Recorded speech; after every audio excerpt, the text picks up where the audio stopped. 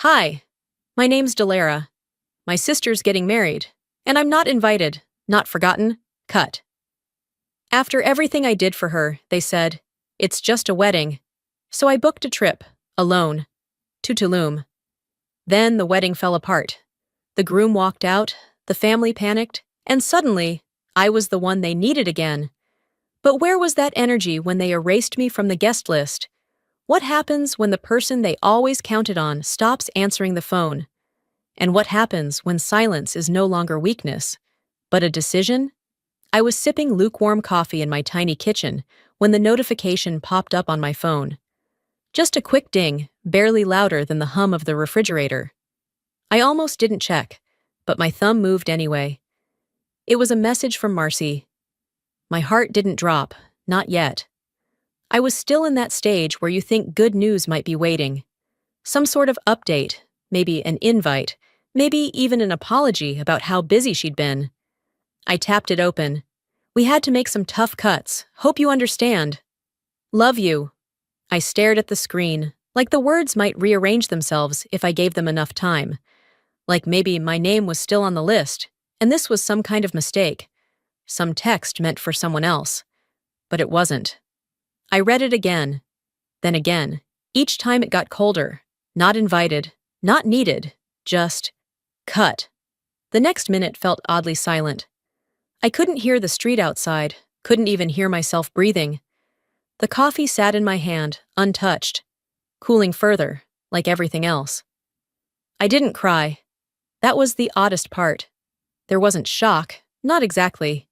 Just a spreading kind of numb. I pulled up my photo gallery, almost by instinct. Marcy and I as kids, sitting on the floor of our grandma's living room building forts out of sofa cushions. High school prom, where I'd done her makeup because she was too nervous her hands would shake. The night she showed up at my door after her breakup, sobbing, holding nothing but a garbage bag of her stuff and a broken heart. I had been there. When her lease fell through, it was me who took her in.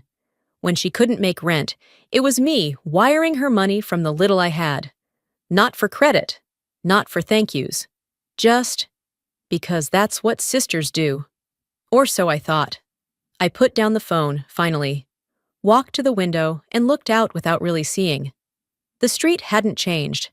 The neighbors were still doing yard work. The world hadn't noticed that I'd been deleted. But I had. It took me half an hour to decide to call Mom. She picked up on the second ring. "Hey, sweetheart," she said, voice light, like it was just another Tuesday. "I got a message from Marcy," I said, not wasting time. There was a pause. Tiny, but just long enough.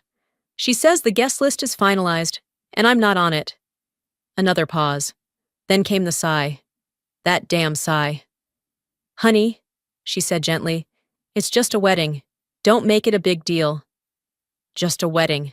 Just. "Mom," I said, keeping my voice level. "I'm her only sister."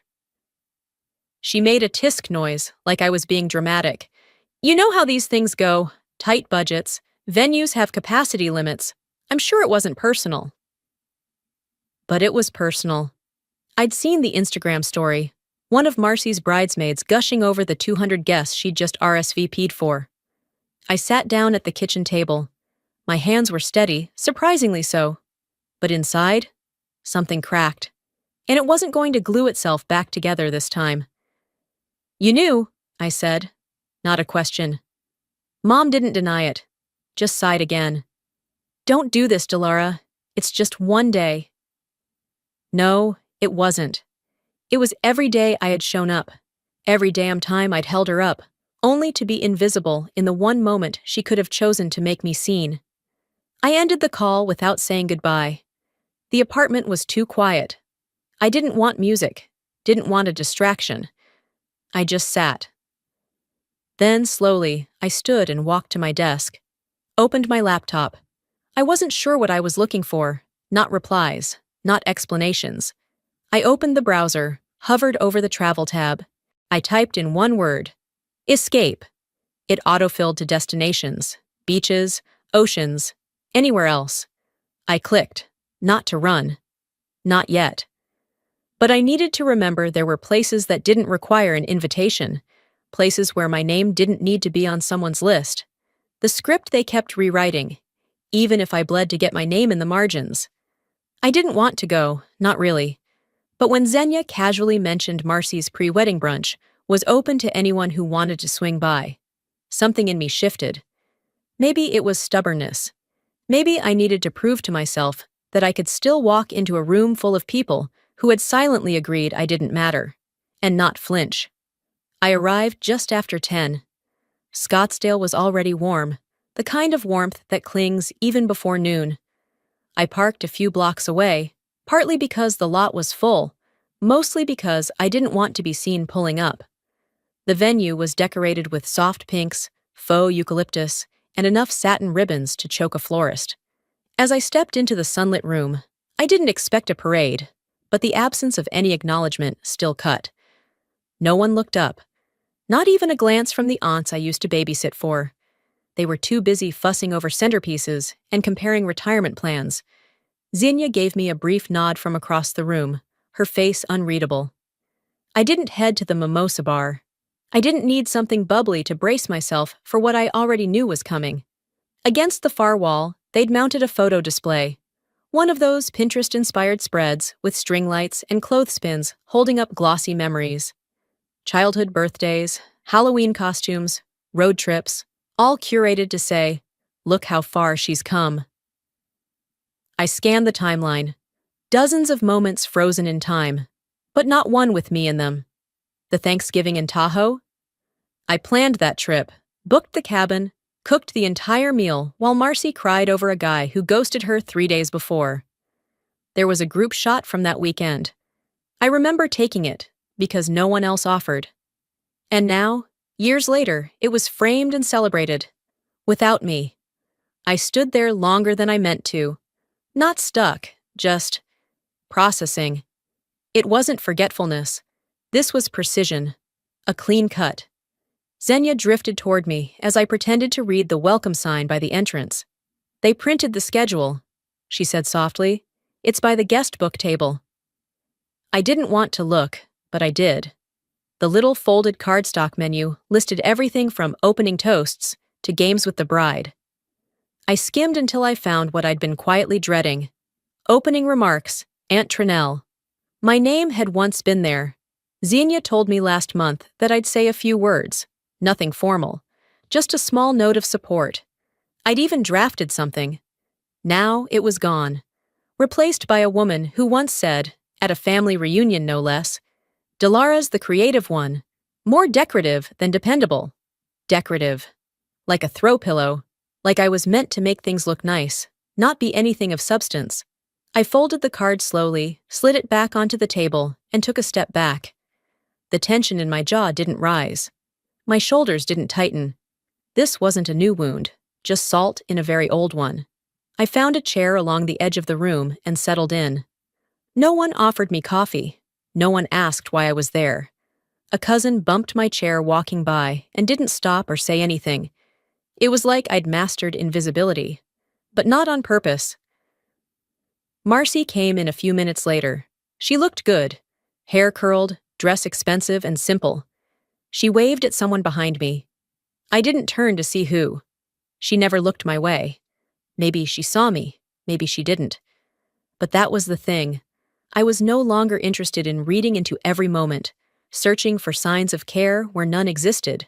Xenia approached again as a tray of mini quiches floated by, carried by a young woman in black slacks and tired shoes.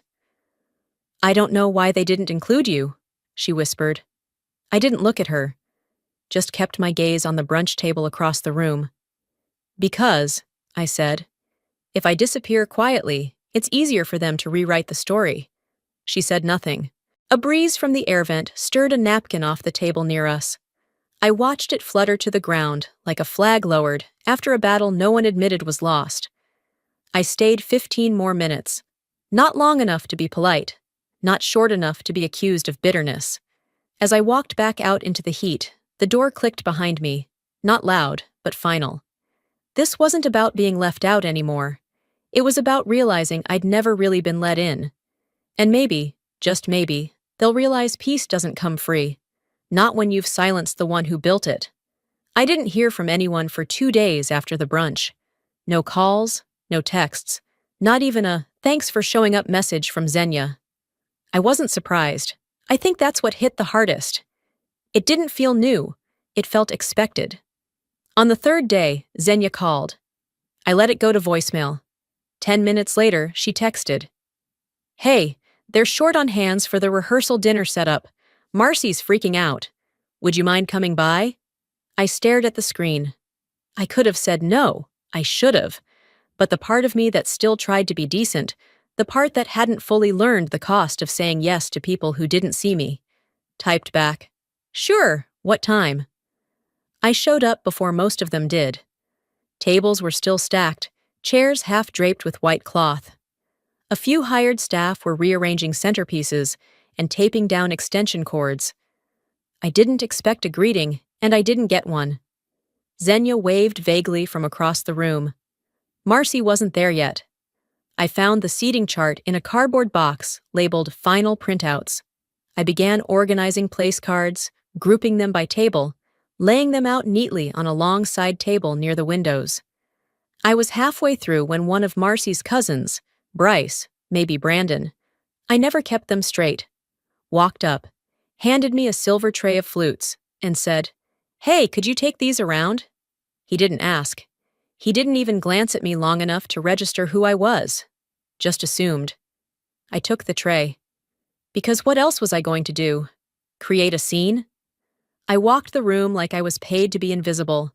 People smiled, took glasses, barely made eye contact. A woman in a red wrap dress stopped me.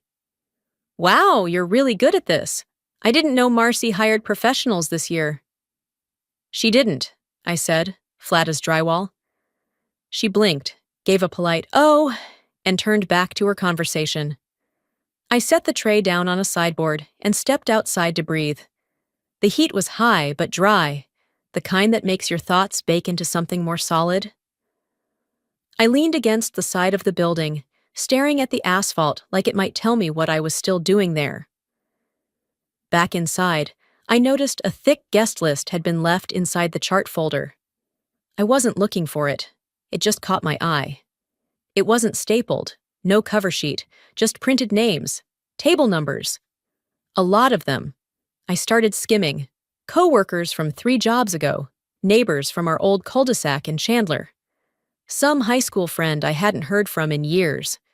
A girl who once sold Marcy skincare products at the mall. And me? Not on it, not misspelled, not relocated, not a backup, just not there. It wasn't just that I wasn't invited. It was that they never even had to make the decision. I was never part of the conversation, never an option that had to be weighed. I placed the papers back neatly, smoothed the edges, then walked to the bathroom just so I could close a door and breathe. Inside the mirror's frame, I looked like someone who should have known better by now. Hair pulled back, sweat prickling at my temple, eyes sharper than they used to be. I didn't cry. I pulled out my phone. The flight search from earlier was still open. I hadn't closed the tab. This time, I typed Tulum. Packages, resorts, oceanfront, first-class upgrade, nonstop, Phoenix to Cancun. I didn't book yet. I just kept the window open, letting the idea settle. Back in the main hall, Marcy had arrived. She stood near the head table, smiling at guests like she belonged in a bridal magazine.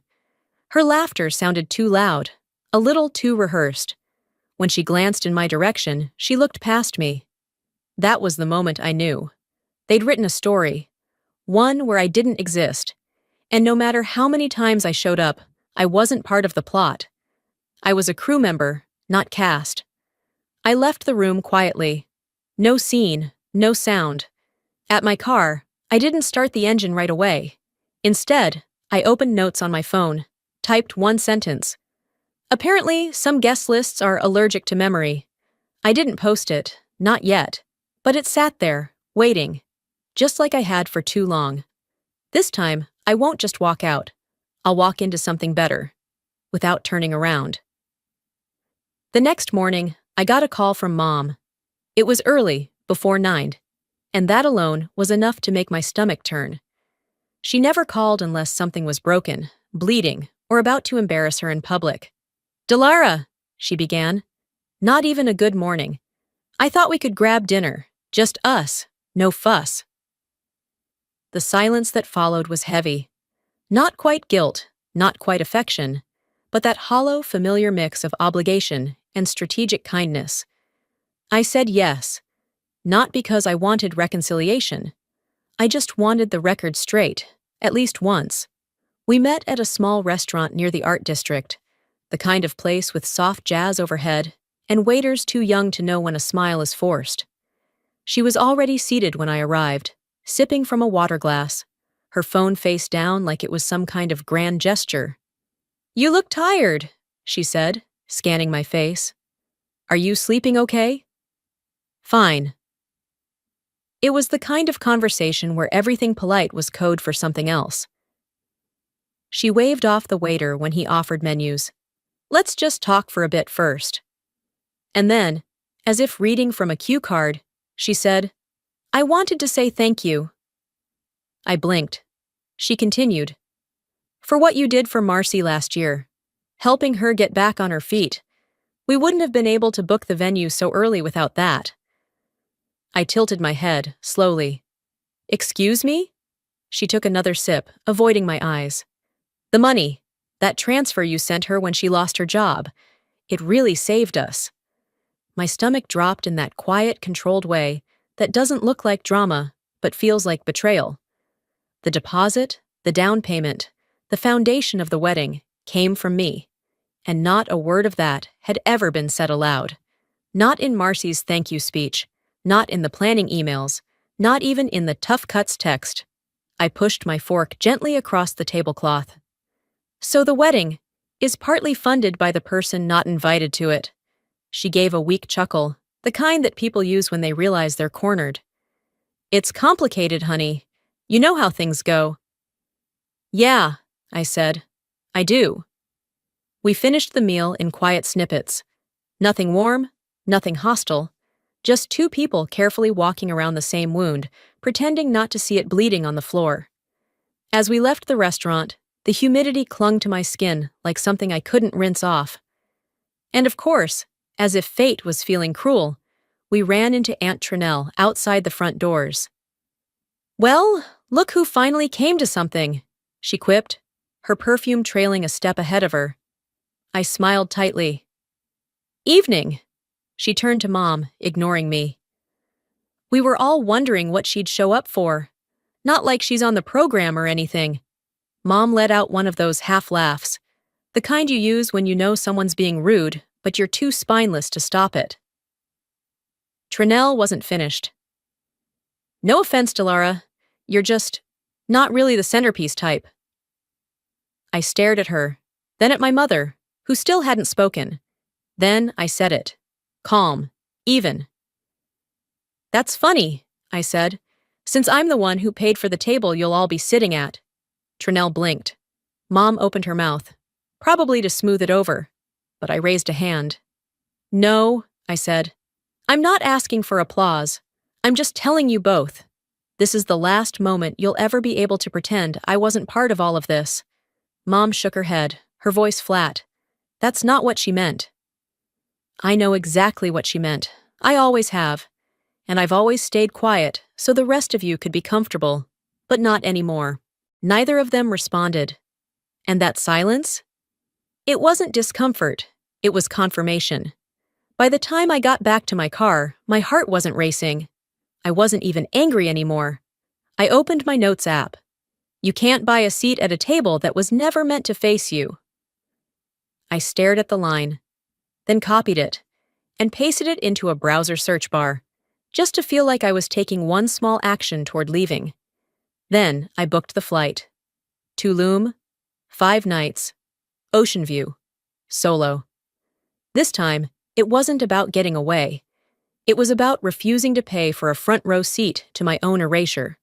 I left my house before sunrise. The flight wasn't until noon, but I needed space. Space between the silence at that dinner table and the life I still hadn't figured out how to claim. I packed light. Just a carry-on, a tote, and my piece. I didn't leave a note. I didn't owe them one. At the gate, I ordered a coffee I wouldn't finish and sat by the window, letting the low buzz of the terminal drown out my thoughts.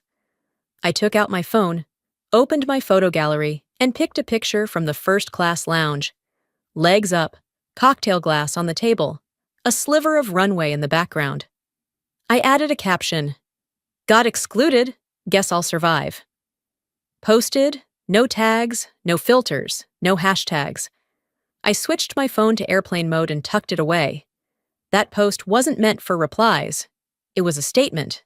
Not about the wedding, about me. They didn't know it yet, but I had just rewritten the opening line to my side of the story. The plane boarded on time. Window seat 2A. No one next to me. The champagne came before takeoff. I sipped slowly, watching the city shrink beneath the clouds. I didn't look back. There was nothing left to see behind me. Halfway through the flight, I turned my phone on for a moment, just long enough to check the notifications. There were over 40, not likes, comments, screenshots, shares. A few cousins sent laughing emojis. One of my aunts, the only one I still respected, replied, "Good for you, finally." Xenia had seen it. That little read timestamp sat beside her name like a fingerprint. No comment, no message, just seen. Funny thing about silence. When you're used to it, you stop expecting sound, but you notice who stays quiet when it would have cost them nothing to speak. I turned the phone back off. When we landed in Cancun, the heat met me like an open hand. Not striking, but warm and full. A driver held a sign with my last name. "Ms. Reza," he said, holding the door. For once, someone got the name right and didn't ask how to pronounce it. The resort wasn't extravagant, but it was mine. The lobby opened wide into a courtyard with vines hanging over white stucco walls. They handed me a cool towel, a fresh glass of sparkling water with lime, and a key card to a room with an ocean view. As I stepped into the suite, I paused. It was quiet. Not like my apartment quiet, not lonely. This was stillness, a blank page. I took off my shoes. My feet hit the marble floor like an anchor hitting earth. I walked out to the balcony. Salt in the air. A breeze that didn't ask questions. Waves I didn't have to earn. That evening, I sat alone on a lounge chair facing the water. The sky turned the color of pressed peaches and soft clay. I didn't check my phone again. I didn't need to.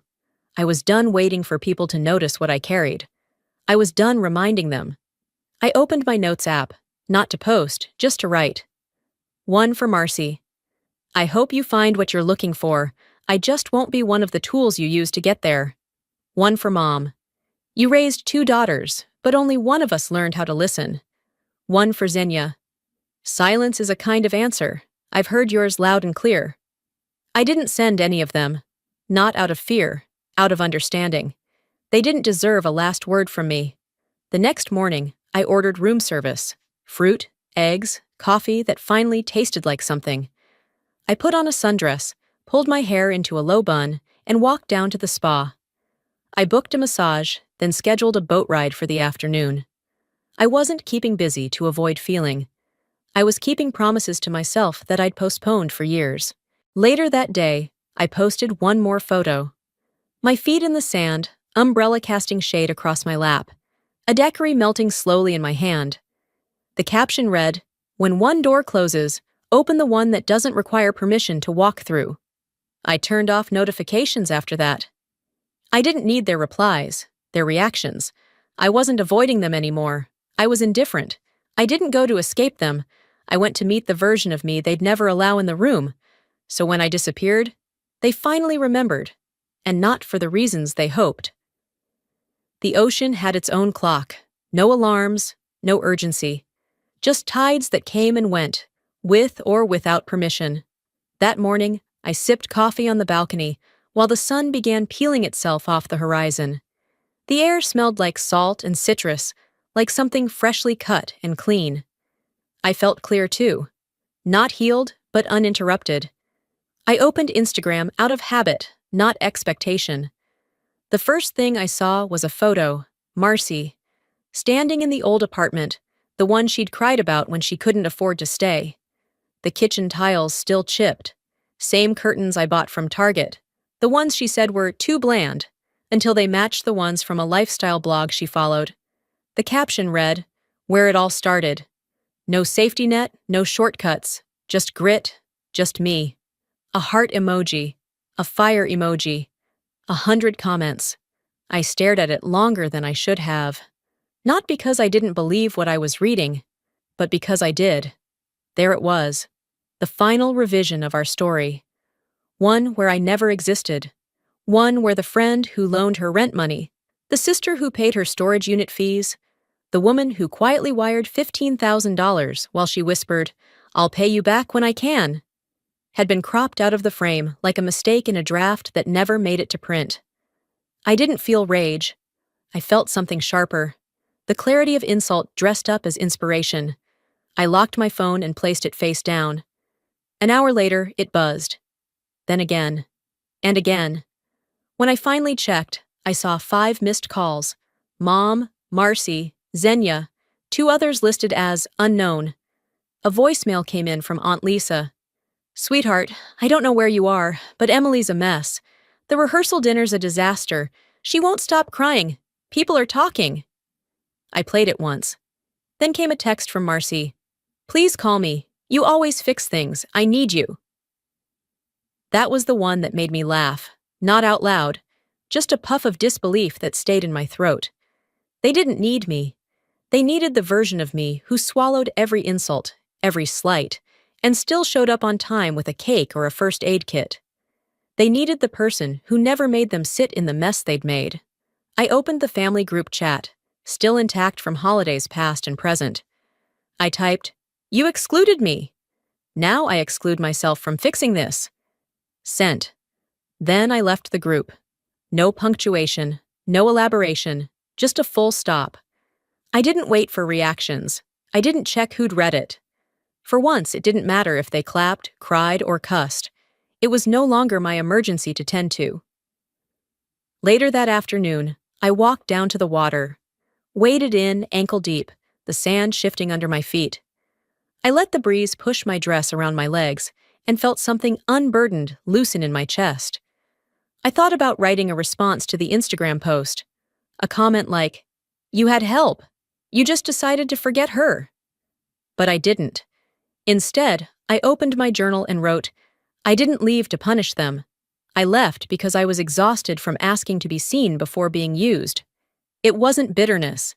It was finally recognizing that proximity and love weren't the same thing. That sometimes, the people who say they miss you are just mourning your utility. I breathed deeply, let the ocean wash over my calves, and stood still. The resort staff waved from the shoreline as they prepped for the evening beach dinner. One of them motioned toward the excursion desk, and I smiled, nodding. I'd booked a snorkeling trip for the next morning. A first. That evening, Xenia called. I didn't answer. No guilt, no weight, just choice. I turned on Do Not Disturb. My last draft of the day was short. I typed it in my notes app while sitting under a palm tree, the light fading behind the hills. Sometimes disappearing is the most honest reply you can give. And for once, I meant every word of it. But by then, you've already built a life that doesn't revolve around their memory. The morning before Marcy's wedding, I woke up before the alarm. Not from anxiety, that had long since burned out, but from the light spilling through the balcony doors. The breeze carried the scent of lime trees and ocean salt, grounding me in a kind of calm that didn't require forgiveness or permission. I stretched, wandered over to the small patio table, and opened my phone. I wasn't expecting peace, but I wasn't bracing for anything either, just checking the world like someone skimming headlines they're no longer part of. And there it was. A message from Marcy, time-stamped 6:42 a.m. "Hey, can I have the necklace back? It belonged to Grandma. I want to wear it tomorrow." No, please. No, hope you're well. Not even a hello. The necklace wasn't our grandmother's. It wasn't a family heirloom. It was something I bought during the year Marcy could barely afford groceries, the year she stayed in my guest room and called herself a burden between sobs. I had saved up for that piece, not because she needed jewelry, but because I thought it might make her feel worth something again. I stared at the message. It wasn't about the necklace, it was about control. One more request made under the assumption that I'd still fold the way I used to. I set the phone down and went to the closet. The necklace was in a velvet pouch tucked beside my passport. I brought it to the front desk, asked for shipping assistance. The concierge smiled. "Would you like to include a note?" "No, thank you," I replied. "Just send it." He didn't ask anything else. He handed me a tracking receipt, and I slipped it into my journal without a second glance. Back in the room, I made tea, sat by the balcony, took a deep breath.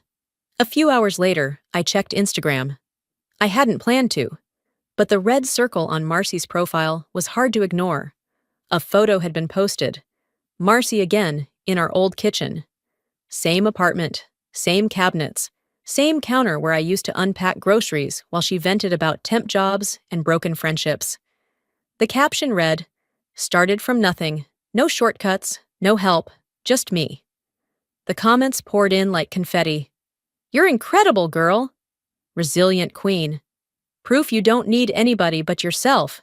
I didn't cry. I didn't shake. But I did feel the kind of cold that makes you see clearer, not colder. The kind that makes you remember instead of react. I didn't comment. I didn't correct. I wrote instead. They were never angry because I left. They were angry because I stopped being convenient. The truth didn't need an audience. It just needed to be said. To myself, if no one else. That night, I walked the beach barefoot. The waves rolled in with their own steady rhythm, uncaring and unbothered. I took a photo of my silhouette against the water, a shadow in motion. The caption I typed beneath it was simple. They wanted an assistant, not a witness. I posted it. No tags, no explanation. Let them draw their own conclusions. My phone buzzed an hour later. A voice memo. From my cousin Derek, the one who always stayed neutral until it benefited him not to. His voice was hushed, like he was recording it from a closet. "Del, everything's falling apart here. I think they're realizing you were the glue. Marcy's freaking out, and Mom's blaming the DJ. It's a mess. You were right." I didn't save the message. I didn't even listen to it a second time. I deleted it, then went to my settings and turned on permanent Do Not Disturb.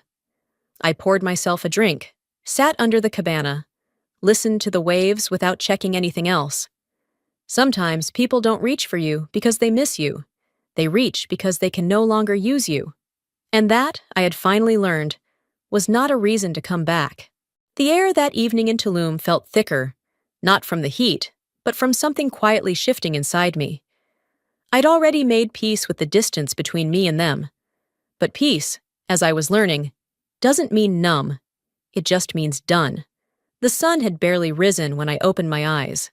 I sat up slowly, took a deep breath, and reached for my phone, not to scroll, not to react, just to check the time. Instead, I saw 14 missed calls, most from unknown numbers, one from Xenia, two from Marcy, and a single file attachment sitting quietly in my inbox with no subject line, no accompanying message. I opened it. The video was grainy, handheld. Someone had recorded Marcy's birthday years ago, back when we still did backyard dinners and ice cream sheet cakes. The camera wobbled for a moment before settling on Marcy, holding a paper plate and laughing too loud.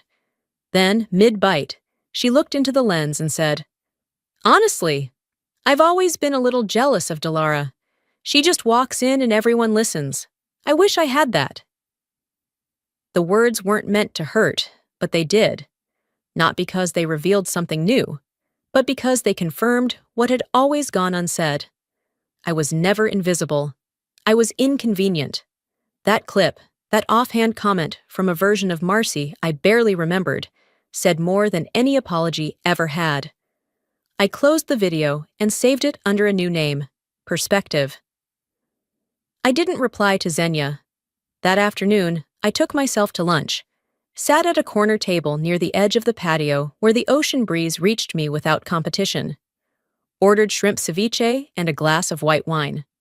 Halfway through the meal, my phone buzzed again. A message from Xenia.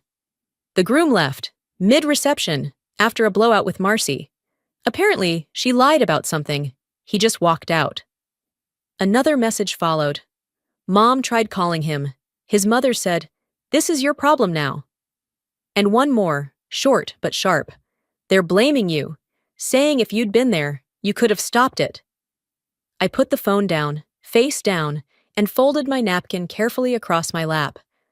Blaming me for not saving them from themselves. That was always the pattern, wasn't it? They shattered the glass, handed me the broom, then got mad when I asked why I was the only one sweeping. But I didn't feel angry. I didn't even feel smug. I felt free. I paid the check, thanked the server, and walked along the shoreline barefoot. The sand was still warm from the day, the waves quieter now. I wasn't thinking anymore, just moving forward without needing to explain where I was headed. They were spiraling, and I wasn't their anchor anymore. That evening, I booked a sunset dinner for one. No table number, no place card, just my name and a reservation. As I sat down beneath the hanging lanterns, the sky bruised itself into soft purples and golds. I pulled out my phone and rewatched the video clip Xenia had sent. I paused it right after Marcy said, "I don't get it. People just love her." This time, I didn't flinch. I didn't analyze. I just saved the clip again, this time captioning it for myself. Not proof, just peace. That was the difference now. I wasn't collecting ammunition. I was collecting understanding, not so I could fight, but so I could stop fighting. I took one final picture, just the wine glass, the flicker of the candle, and the tip of my foot in the corner. No face, no smile, just presence. The caption I typed came easily. I didn't ruin anything. I just stopped pretending I didn't see it falling apart. I posted it and turned the screen dark. Later, back in my suite, I packed slowly. The flight wasn't until morning, but I folded each item with care, as if honoring the space it once held. I wasn't returning to anything. I was arriving at something. And for once, I didn't feel the need to tell anyone what that was. I left the curtains open that last morning. The ocean was quieter, the light softer, as if even the sun understood I didn't need grand gestures. Just space, just a clean edge to close this chapter against. No new texts, no calls, no pinging notifications from people who had once demanded immediate access to every inch of me. Silence, but not the heavy kind. This one felt like my own voice coming back. I made coffee in the room, barefoot on tile, my bag already zipped and sitting by the door. My flight was in 6 hours. I still had time. But there was no urgency, no last-minute backpedaling, no what-ifs circling in my chest. I didn't check Instagram until I finished breakfast. Xenia had sent one final message. "They've stopped talking. About you. About the wedding. But I wanted you to know. I saw it happen. And I was wrong for staying quiet." That was it. No deflection. No excuses. I didn't respond. But I didn't delete it either. Some messages don't ask for forgiveness. They offer clarity. And that was enough. Around noon, while sipping the last of my coffee on the terrace, I noticed a tagged post trending. I tapped it open. Marcy, in a carefully edited photo.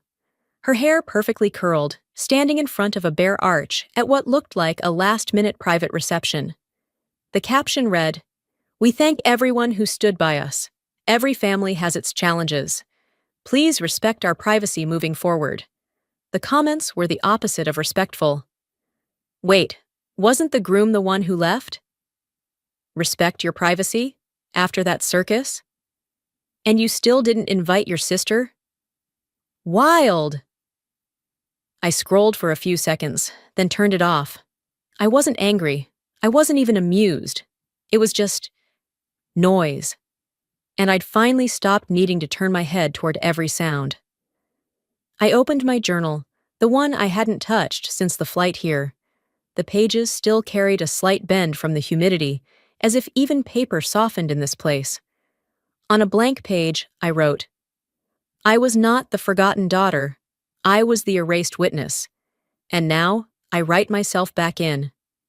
I paused. Let the words sit, then added, "This version of me doesn't need to explain how she survived. She simply lives. No audience, no validation, just a truth that didn't require defending anymore." After I closed the journal, I stood and stretched, checked my room once more. Nothing left behind but the scent of sunscreen and peace. At the front desk, the concierge smiled. "Come back soon, Ms. Reza." I nodded gently. "Maybe, but if I do, it won't be as the same woman who checked in." Outside, the breeze greeted me like an old friend. My suitcase rolled lightly behind me on the stone pathway. I didn't feel heavy anymore, because none of this was weight I was meant to carry for life. I paused at the car, took out my phone, and opened my drafts one last time. There was one final caption I'd written days ago, never posted. Some stories aren't told in chapters, they're told in exits. I didn't post it today either. Some things didn't need to be said. Some things were just lived. I stepped into the car, shut the door, and let the silence wrap itself around me. Not empty, just full of everything I had finally made space for.